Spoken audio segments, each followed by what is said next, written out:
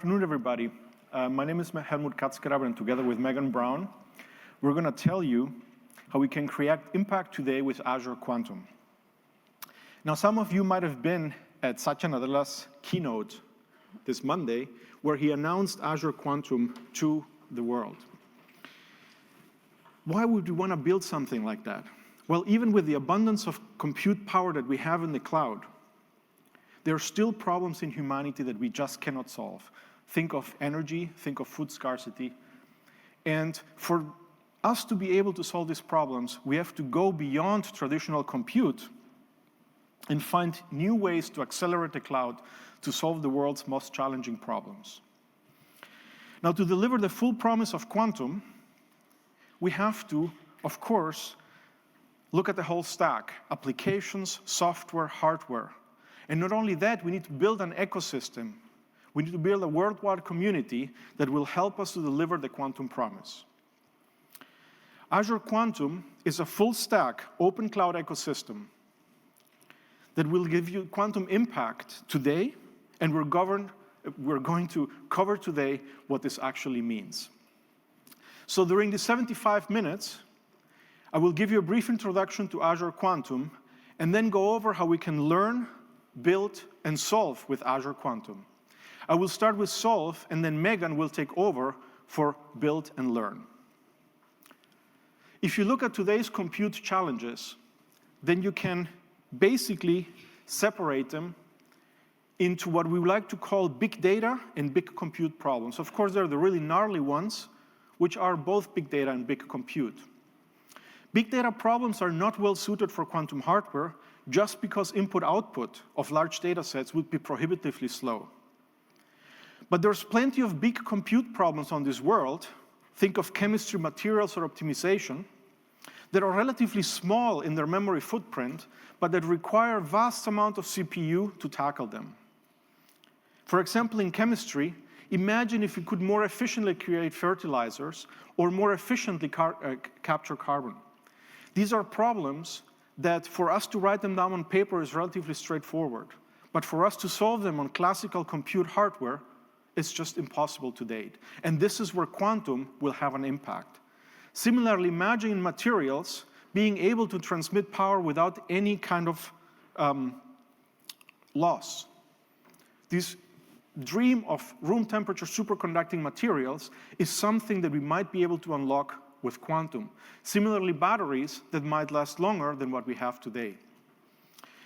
Now, as you will see in the part about solve, I will focus, broadly speaking, on optimization.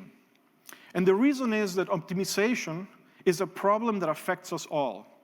From organizing this event, from flying to here, from organizing a party tonight, every aspect that you might encounter at work, at home, requires a step of optimization. And these are the problems where we believe we're going to have the most immediate quantum impact today.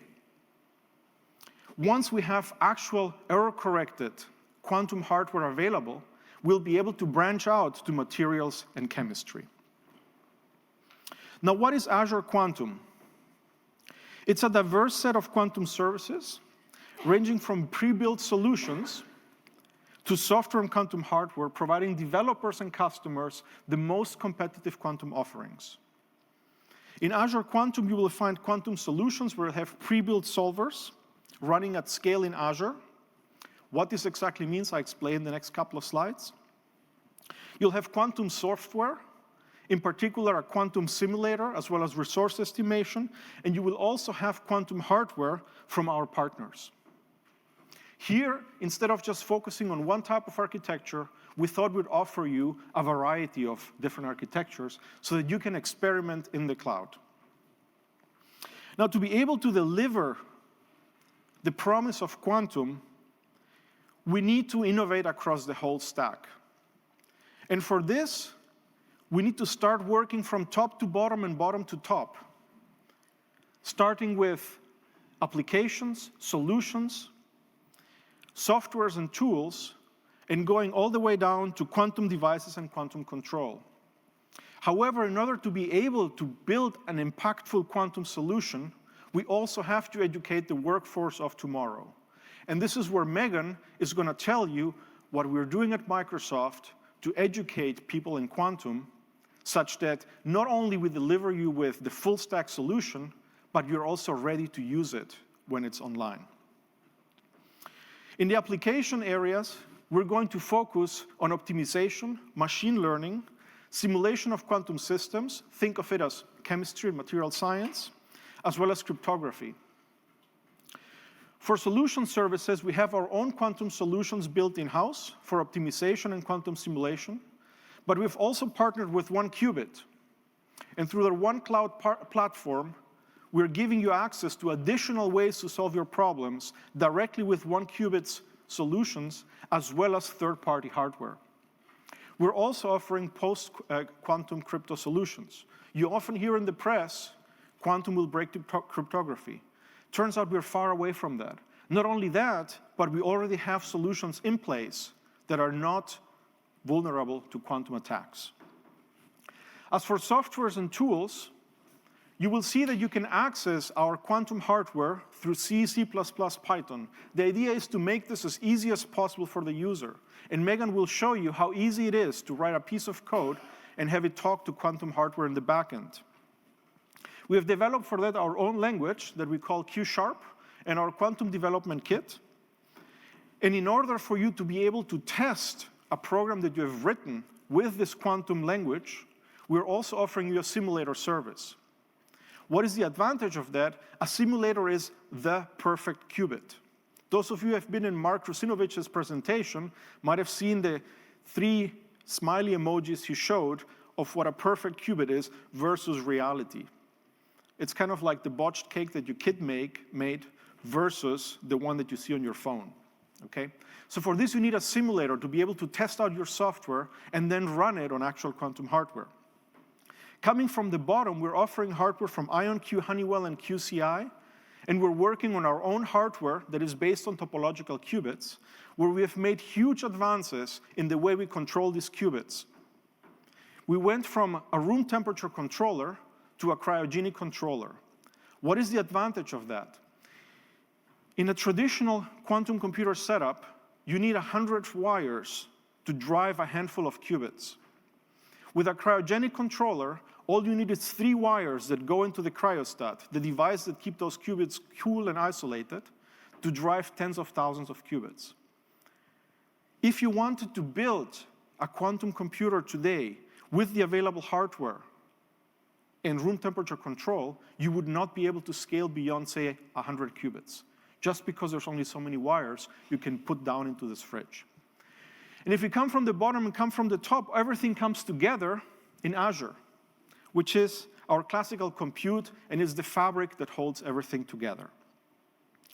Let me show you how easy it is to actually run your payload or your problem on Azure Quantum.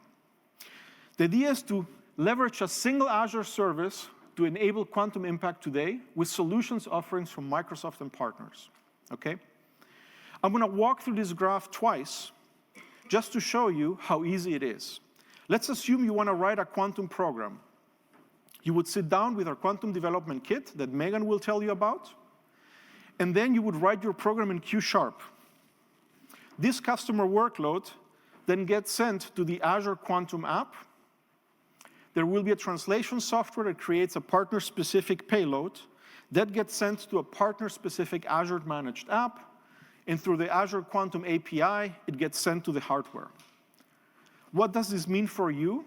It means you write a program in Q#, and when you run it, all you have to tell the program is, what am I targeting? Am I targeting a simulator? Am I targeting Honeywell hardware?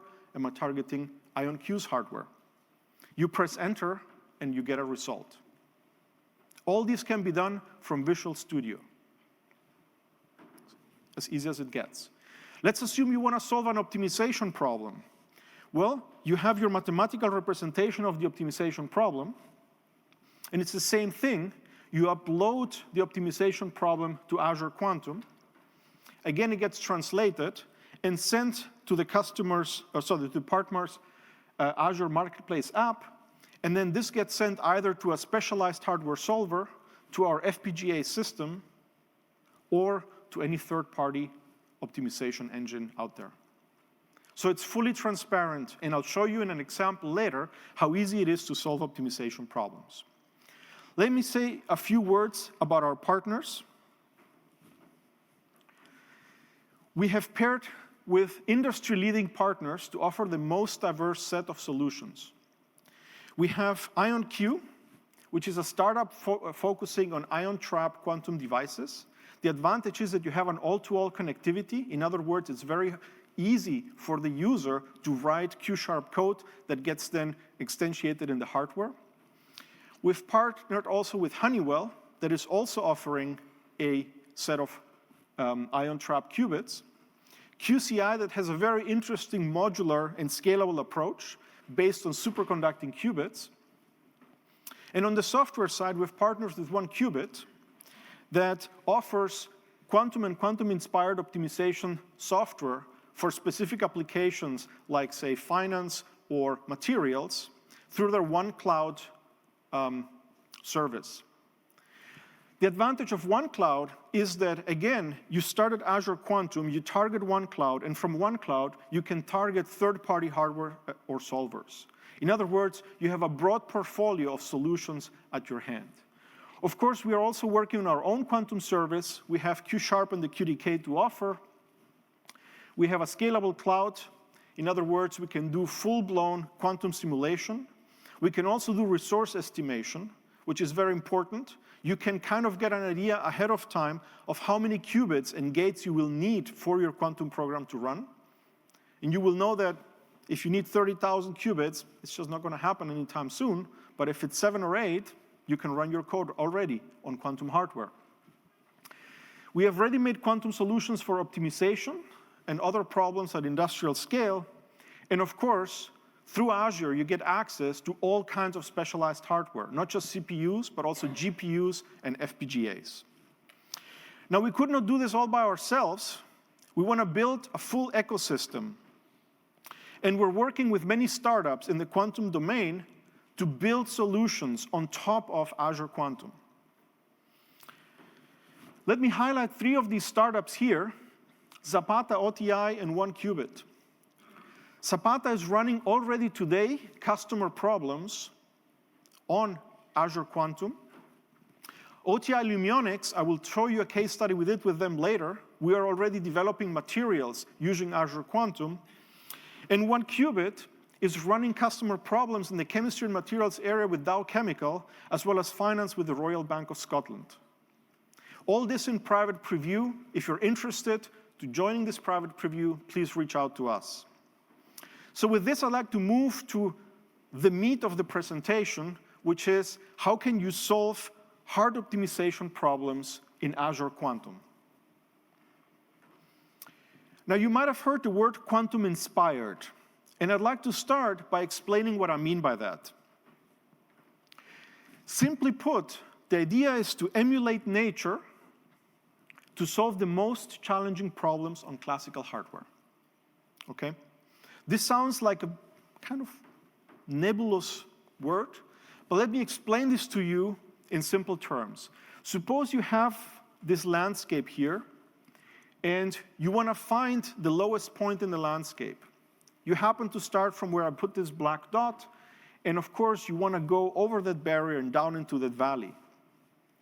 If you use traditional optimization techniques, then you will try to attempt to find a solution that overcomes this barrier. We physicists like to call it a thermal jump. You want to heat up the system until it's hot, and then it rains back down on the other side. But that takes a lot of energy, and it can be prohibitively slow. If we had running digital quantum hardware today that can tackle a complicated problem of industry scale, we could just simply tunnel through the barrier by quantum tunneling, assuming the barrier is thin enough. What we're doing is the following. We're taking quantum algorithms and dequantizing them, or more general physics algorithms, running them on classical hardware, getting a noticeable advantage over conventional methods, yet of course not the full advantage that you would get by running it on actual quantum hardware. And I'll get back to this later. Now, this quantum optimization or quantum-inspired optimization initially focused on optimization problems that are known to be binary. What do I mean by this? The variables in the problem are zeros or ones, and I'll show you an example about this later.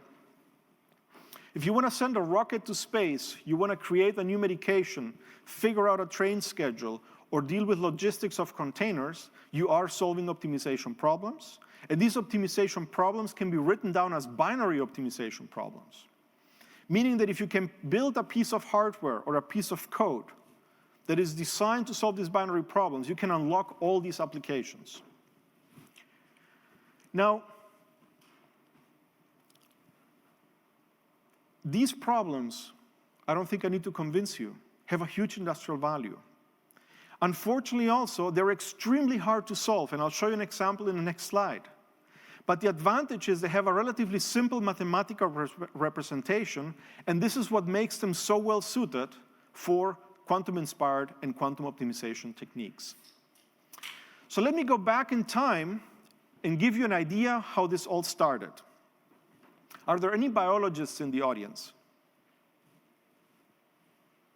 None? Nobody ever did biology? Oh, there's one. There we go.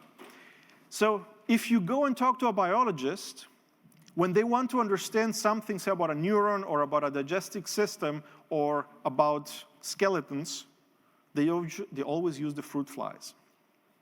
Everything biologists do is based on fruit flies. And everything computer scientists do in optimization is based on satisfiability or constraint satisfaction problems. Here I'd like to look at a subclass known as the maximum satisfiability problem, known as MaxSat. And basically, it's a Boolean constraint satisfaction problem where the goal is to find an assignment of variables such that some long string of Boolean formulas equates to true, or more precisely, find the maximum number of clauses that will equate to true. What does this mean in simple terms? Let's look at this equation that I put there where you have x1 or x2 naught and so on. You have 4 variables, x1 through x4. Some of them can be negated. I tried to show this with this overbar. And you have always 3 variables connected by logical ORs in parentheses. This is known as a clause. And then you have individual clauses connected by logical ANDs. And so the goal is to find assignments to the variables x1 through x4 such that the maximum number of these clauses is satisfied. In other words, equates to true. This is like a mouthful, but all it means is sit down with a paper and pencil, write down a logic table. You have 4 variables, meaning that you have 2 options, 0 and 1, so you have 16 possible combinations, and then the question is, what is the combination that at the end of the day equates to true? It's easy with 4 variables, but if you have 300 variables, which is a relatively small problem on an industrial scale, you have more combinations than we have atoms in the universe. Now, the beauty is that if you can have an algorithm that can solve this problem, you can solve a lot of other problems. And so back in 2016 with my team, we took one of our physics algorithms and submitted it to a SAT competition. This competition is held every year, and it's designed such that people develop the best algorithms possible to tackle these problems. And to our surprise, with our entry, we ended up winning the competition. It was the first time we did this, and that gave us a thought, maybe we're onto something. Based on this, I'm today at Microsoft, and we're not solving mathematically contrived problems, we're solving problems across all kinds of domains. If you want to solve a problem of verification and validation, electronics design automation, or circuit fault diagnosis, these are all applications that you need. For example, if you want to keep an aircraft in the air, you're basically solving a SAT formula. Same thing for chemical, oil and gas and materials research, unit commitment, which is a fancy word for load balancing a power grid, signal processing, machine learning, or also job shop scheduling and toolpath optimization, which is the problem where, say you want to build a vehicle and you pull it through the production plant, how do you arrange the different tools such that at the end of the day, it takes the shortest time and it costs you the least? And then finally, of course, traffic, car sharing, and logistics. So let me walk you through our approach to quantum-inspired solutions in Azure. We have two approaches. We work closely with companies and generate custom solutions for them. But we also have the Azure Quantum Generic Quantum-Inspired Solution Service. For these binary problems, we decided to build a system that is agnostic to the algorithm, meaning that you can swap out the algorithmic engine that underpins the optimization. We're investing a lot of time in developing new algorithms and combining them, creating the next big thing. Why? Because the biggest gains you can get today is by coming up with better algorithms and not doubling the size of your hardware. And from a purely mathematical point of view, and this will be clear later, our solvers can handle k-local interactions, are designed for complete graphs, and have digital precision. What this means, I will show you with examples in a few minutes. The advantages for this is that we don't have to map problems or embed them in specific hardware. And of course, digital means a larger application domain. So our strategy is we develop on CPUs, we run on FPGAs, and hopefully one day we will run on quantum accelerators. And you will see soon how we can do this, say, by using Q#. Let me show you an example how powerful these quantum-inspired algorithms are. In 2017, a German automaker used an analog quantum annealing machine to solve a traffic problem in Beijing. To solve this problem, it took them about 20 seconds with specialized hardware. Using our algorithms on a single CPU, it takes 0.2 seconds. And if we accelerate it on an FPGA, it takes 0.0004 seconds. Of course, ideally, at some point, we want to take the same algorithm, code it up with Q#, and run it on the accelerator. Now, you might ask yourself, when should you use these quantum-inspired solutions? Well, there's three typical use cases. The first one is, you have a fixed solution quality, well, then you want to do it in shorter time. Think of the following. Suppose you want to assign airplanes to gates at an airport. Usually, you want to run this overnight, and you want to find a good solution as quickly as possible. But then the next day, there is a big thunderstorm. It disrupts all the operations. And now you want to find for a fixed solution time, a good solution. Meaning that you have 5 minutes to recompute all the gate assignments, given the fact that some planes didn't get there in time. The third one is, you want to solve a more complex problem at fixed computational cost. I was just talking about gates and airplanes, but there's crews, there's rotations, there's maintenance. In reality, the problems are not simple. There's a lot of constraints, and if you can tackle them already all at once in one operation, you can save a lot of time. What are the characteristics of one of these quantum-inspired that you want to have so that quantum-inspired works well? Well, if your cost function landscape is convex, like I show on the top graph, then it's an overkill, because any gradient descent method will find a solution quickly. You want something that has a lot of metastable states, like I show on the bottom left, where if you use gradient descent, you get stuck somewhere in the energy landscape. So let me show you now a couple of examples and then a demo of what we can do. And the first one I want to show you is a problem known as capacitated vehicle routing. This is a fancy word for package deliveries. I'm pretty sure that most of you know what the traveling salesperson problem is. You have a truck, you have a bunch of cities, and you want to find the shortest route. There's a lot of very good heuristics to solve this problem. But if you start adding constraints, such as each vehicle has a maximum allowed load, you have to start and return to the warehouse, and even worse, there's of course business hours. You want to deliver between, say, 8 a.m. and 5 p.m., then the simple traveling salesman problem becomes increasingly difficult to solve. And so what I'll show you is a simple problem using a Euclidean metric, in other words, just straight lines between the city. It's a bit easier to see, where we use our quantum-inspired solutions to solve the problem. So what you're going to see now is how the different trucks that are in different colors have their routes being optimized by the optimizer. On the right-hand side, you have the number of vehicles, and you see how as time evolves, eventually the system settles into an optimum. Keep in mind that this is not a simple traveling salesman problem. There's a lot of constraints involved. And when you compare now to the original solution that obeyed all the constraints, you can see right away that the total length of the route is 37% shorter, and you need about 16% less vehicles. These are the kind of problems that we want to solve with Azure Quantum.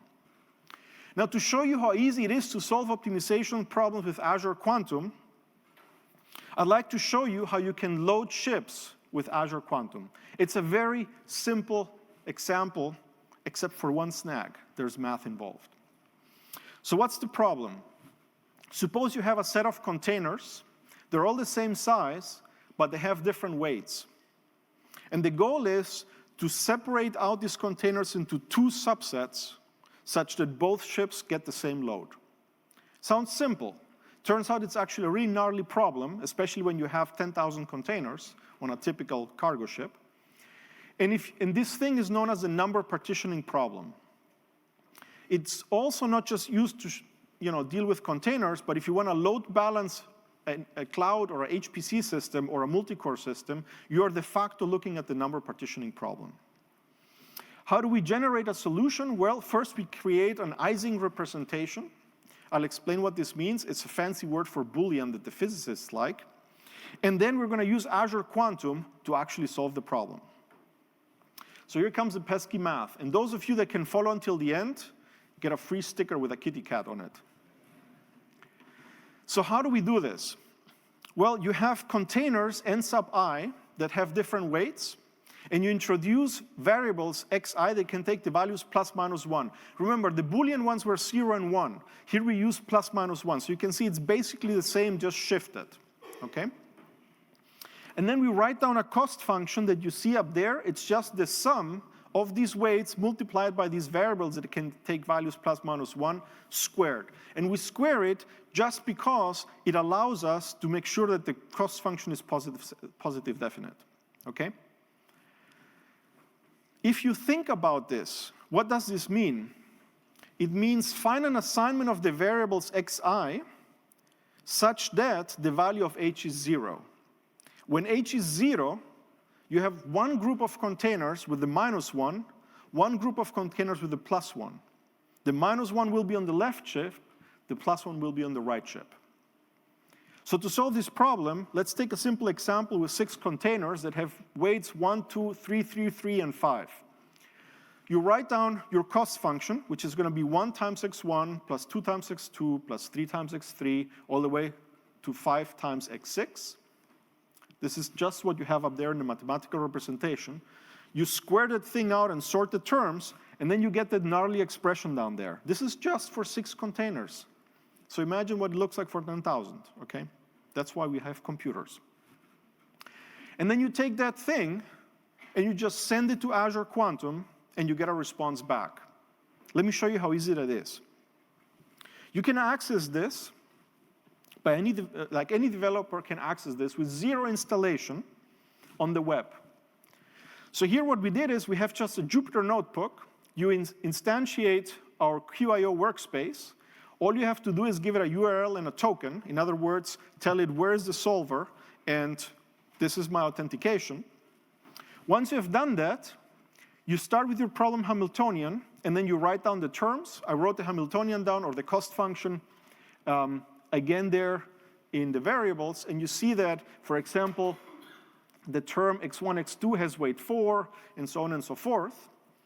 You upload this problem by a single line, and then you just do qio.optimize, and you get a result back.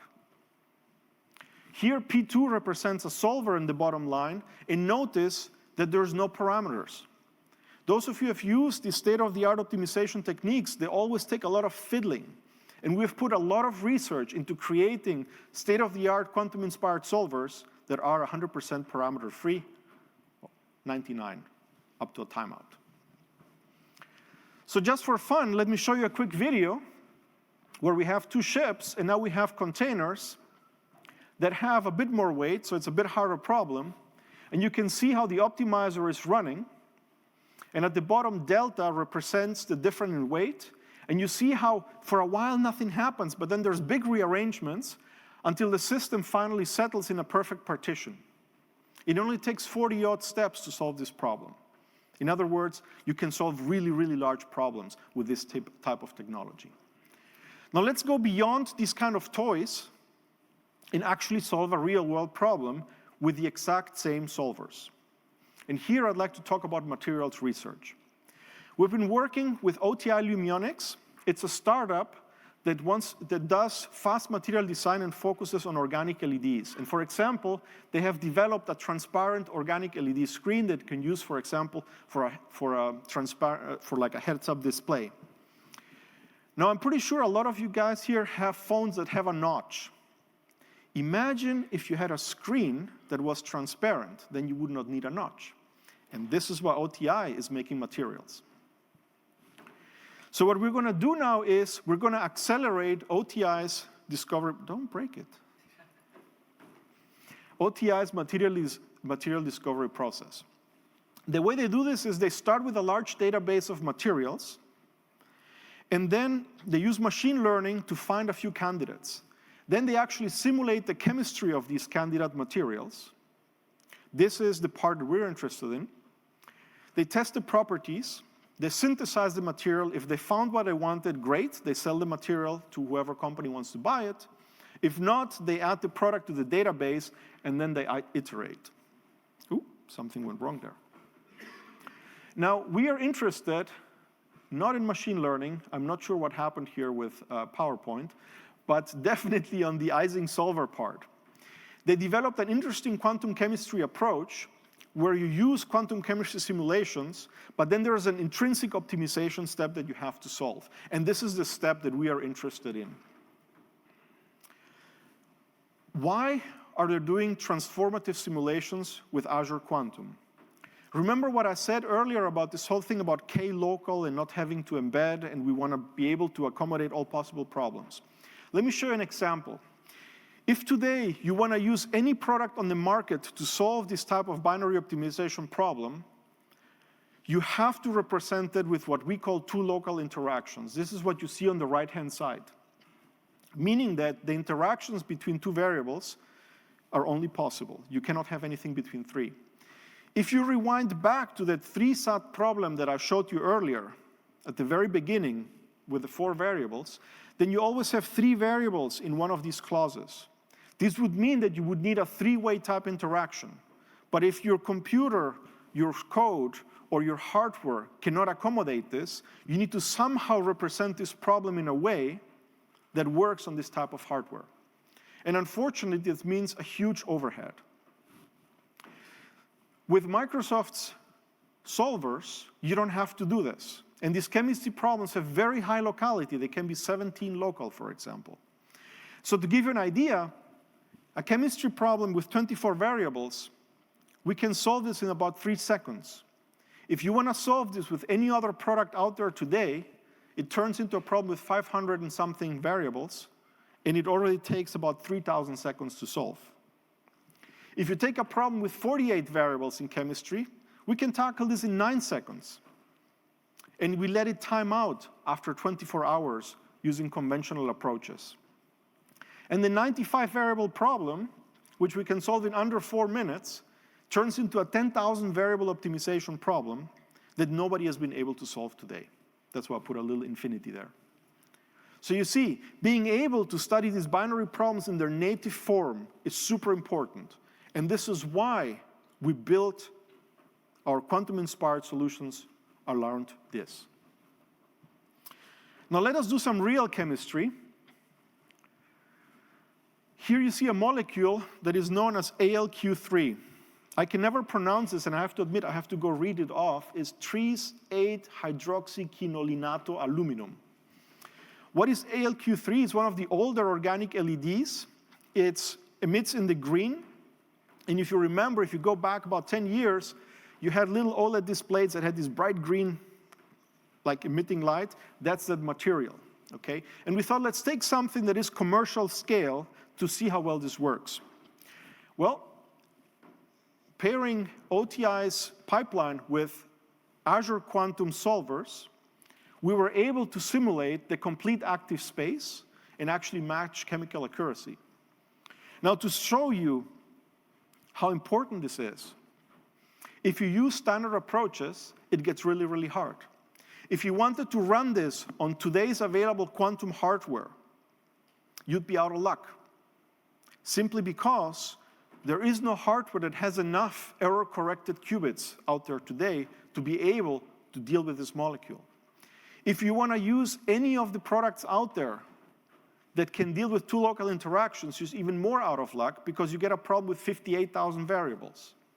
Whereas in our case, it's 132 variables, about a gig of RAM, something you can run in 24 hours on a laptop. And this is why we built this system. Good. Now, before I pass it on to Megan, so she can tell you about Learn and Build, I'd like to tell you why we are investing in quantum-inspired solutions at Microsoft. It's simple.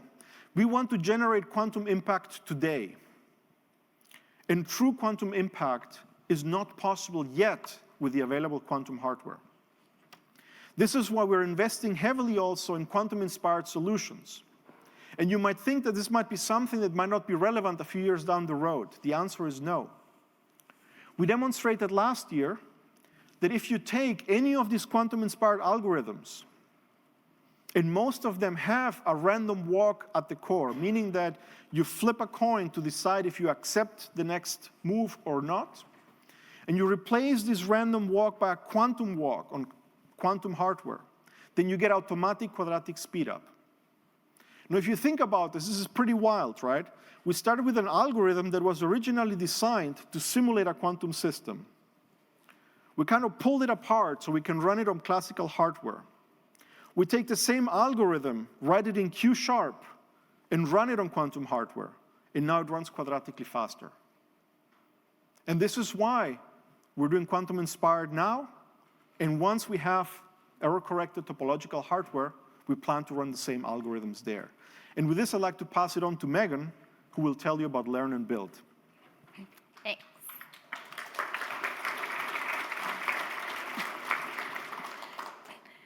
Hey, everybody. I'm Megan Brown. I'm a program manager working on Microsoft's Quantum Development Kit. And today, I'm going to be walking you through a little bit more about the QDK and how it all works with Azure Quantum.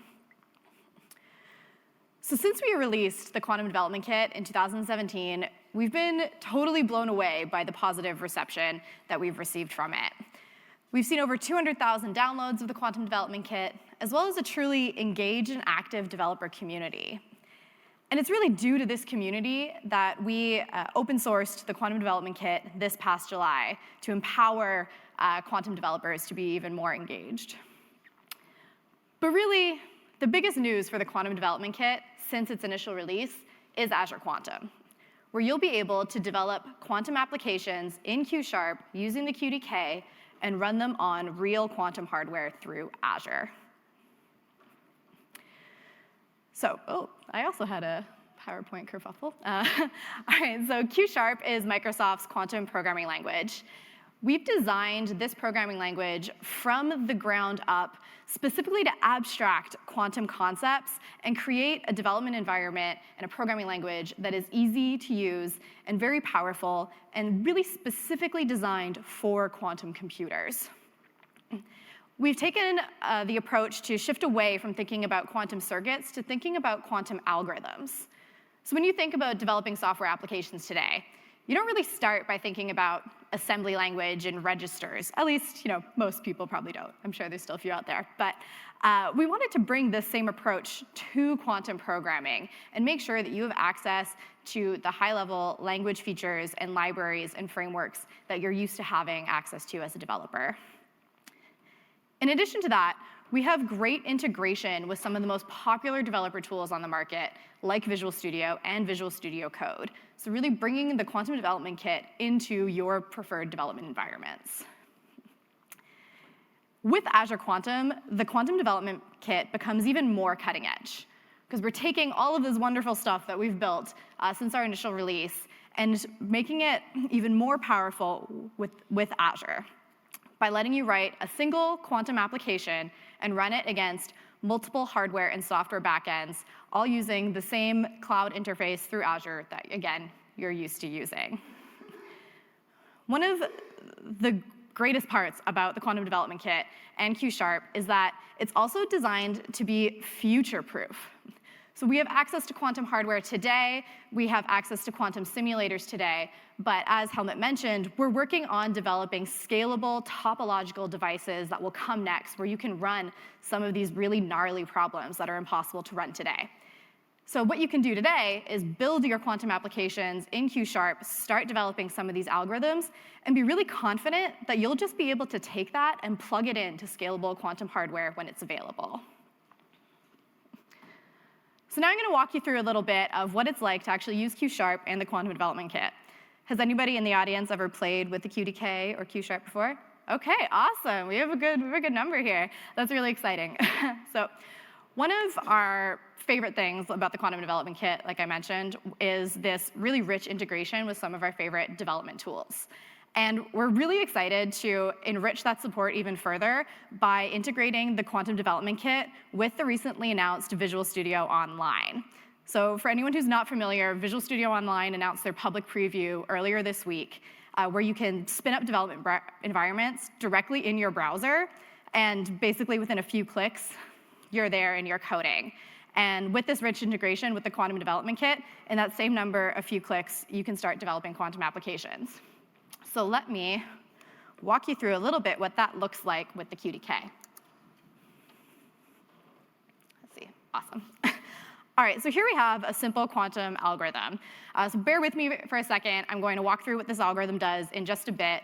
But first, I want to highlight two things. One is this beautiful Visual Studio Online environment. You can see that I'm actually running this directly in Edge in my browser, no development environment or install needed. The second is some of the rich language and library functionality that we have in Q#. So immediately, you might not intuitively understand exactly what this algorithm does, but it looks like high-level programming languages that you've seen before. But what we've done here is we've also brought in some of these fundamental quantum concepts into the programming language. And you can see that by the word qubit here. This is actually a native data type in Q#. So this way, you can build your algorithms to leverage your logical qubits, all by using the built-in data type of a qubit. Another quantum concept that comes up in many quantum applications is superposition.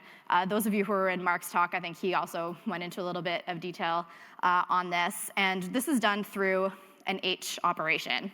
So here we have our H operation that we can apply directly to a qubit to put it into superposition. We've taken this a step further and augmented it through some of our library functionality with this apply to each method. So what this lets us do is we can pass in this quantum operation and pass in an entire array of qubits, and in a single line of code, put all of those qubits into superposition all at once. So going back to the circuit versus algorithm approach, if you're thinking about how you would do this as a circuit, you would have to go and for every individual qubit, put it into superposition in a line of code every single time. So for a few qubits, this isn't a huge deal, but when you start getting into these bigger circuits and more qubits and having to manage more, it becomes a little bit less fun to be writing out. So we also need a way to convert some of our quantum information back into classical information so that we can leverage that data in other parts of our application, in particular classical parts of our application. And this is done in Q# through measurement, or in quantum in general through measurement. And again, looking at it from a perspective of library functionality, of high-level language functionality, we can use this mResetZ operation in order to measure our qubits and reset them at the same time. So when you're finished using your qubits in Q#, you need to reset them to make sure that they're in kind of a clean state. And this operation lets you do both immediately.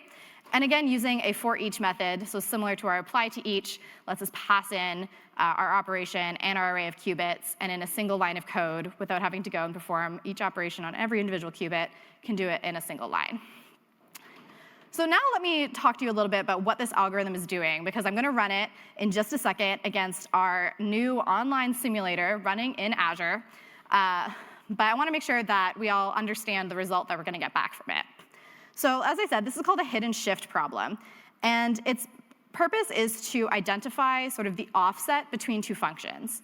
So what that means is here I have two circles, two identical circles. One of them is a little bit offset or shifted over from the other.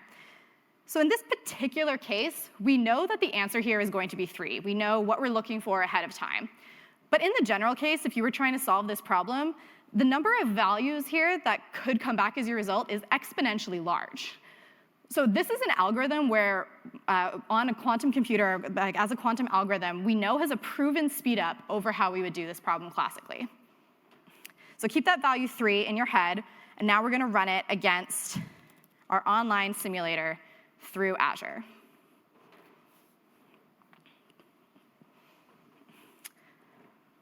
It's been on and off slow or really fast all morning, and I predicted that it was going to be slow as I stood up here, but we should get a result back shortly.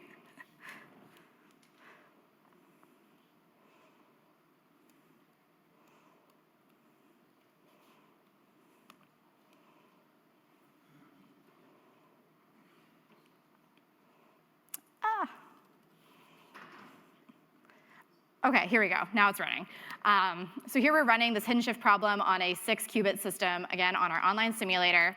And here you see the result that we got back. And we were successful at finding that offset of 3. And you might be wondering what the 1024 means. Quantum algorithms are generally probabilistic, so we run them multiple times to see what the frequency of an answer is. And the number with the highest frequency is kind of the output of the system. So here, because, as Helmut said, our simulators are somewhat perfect quantum systems, they don't have error in them, we were able to get that number of 3, the correct result, 100% of the time. Now, this is really awesome because we're able to take the simulators that we have access to today and scale them up through the power of the cloud. But I know that a lot of people have been asking for looking at Q# on real quantum hardware, and I'm sure that's what many of you in the audience have been hoping to see since our announcement on Monday.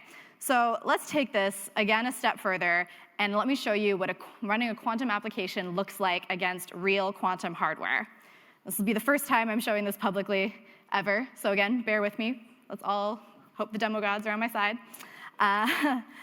So the beauty of this, too, is I'm not going to change a single line in my quantum application. The same Q# code, the same Q# algorithm is going to run as is. But we do have built-in interop with languages like Python and C#, as I said, to leverage different, the different sort of powers of these different programming languages. So I'm going to go over here to my C# file. And the only thing I'm going to do is I'm going to update this online simulator, which is what we use to tell Azure, go run on this backend. So I'm going to change this to IonQ, because we're going to run on our partner IonQ's hardware.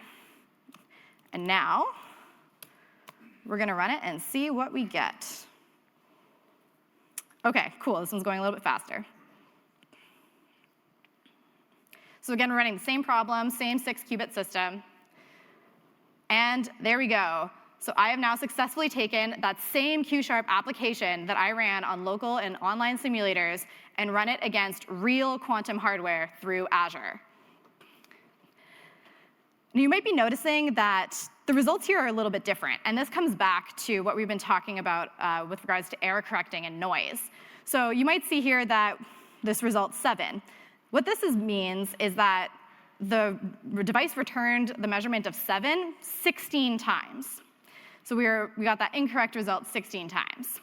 But what's especially exciting is when we look over at 3 and see that we got the correct result of 3 782 times. So if you were to plot this out on a histogram, you would see a massive spike at that 3, indicating that we were able to find the correct result the vast majority of the time, all by running on today's quantum hardware. And again, some of the real power behind this is we can take these kinds of problems, run them today on our local simulators, run them against our resource estimators to understand what kind of resources we need to build to run these quantum algorithms in the future, run them on today's hardware, and run them on the scalable systems when they arrive without having to update our algorithm.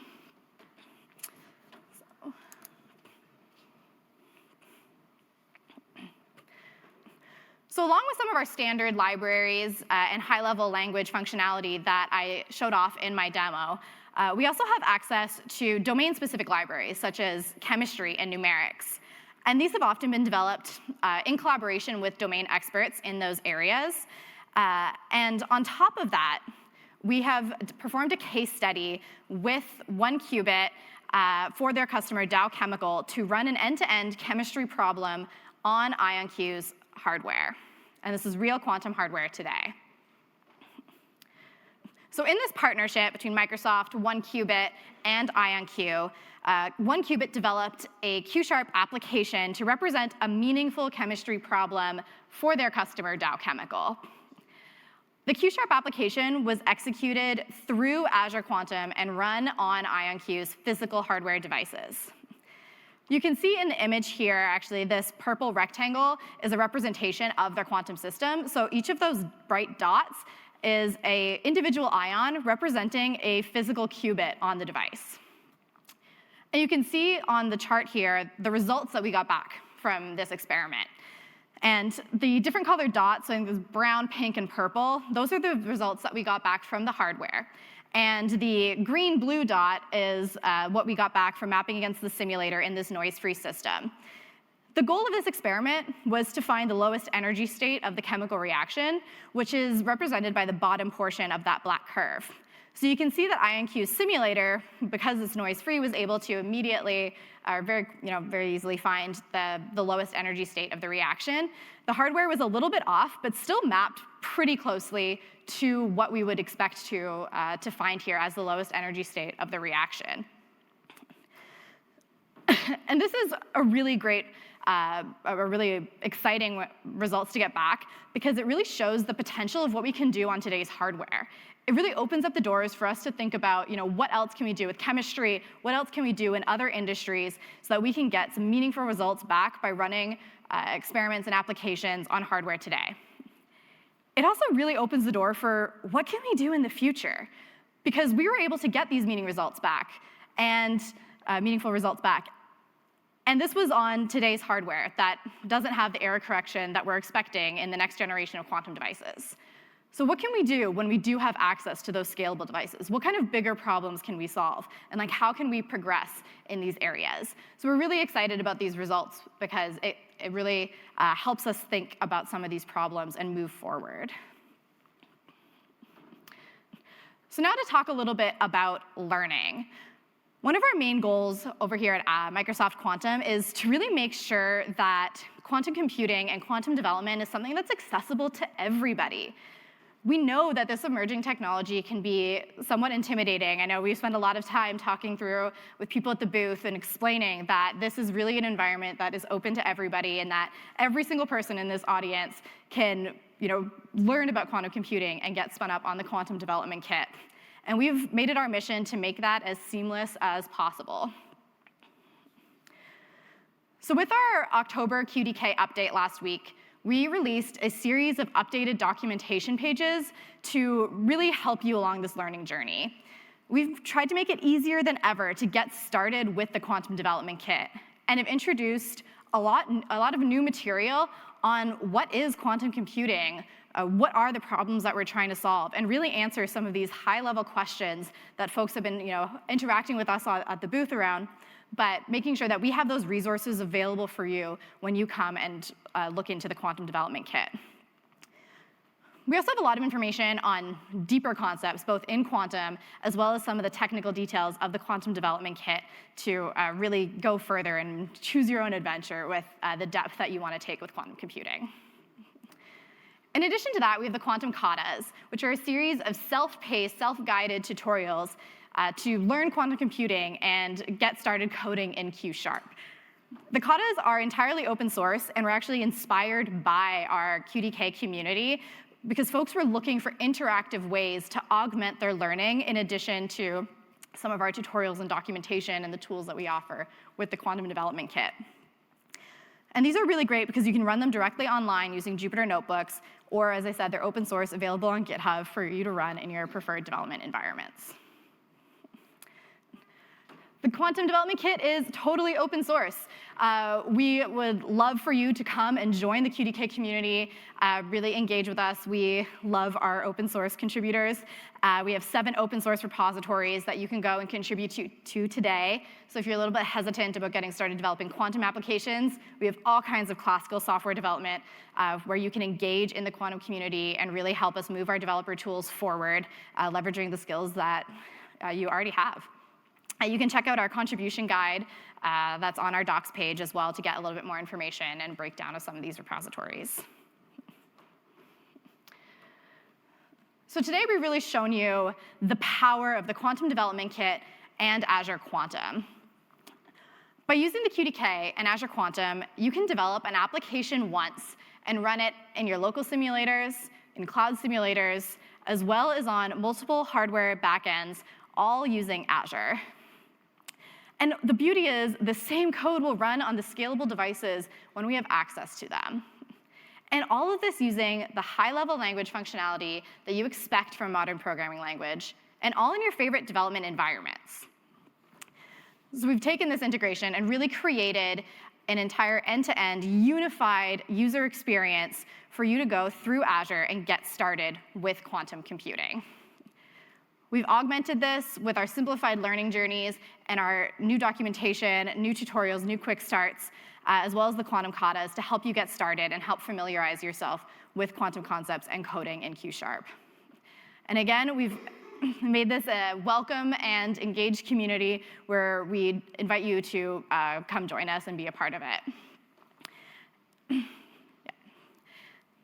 So we'd love for you to come join us and be a part of Azure Quantum.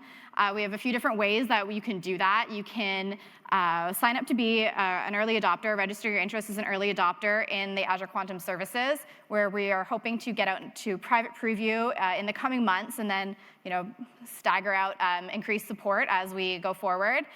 Again, the Quantum Development Kit is open for you today. We have learning resources, building resources, so that's a great place to go, get started, learn about quantum computing, try your hand at developing a quantum application.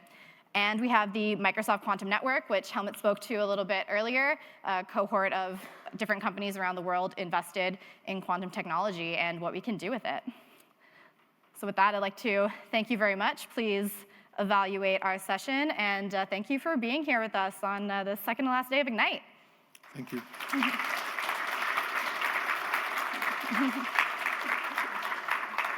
you.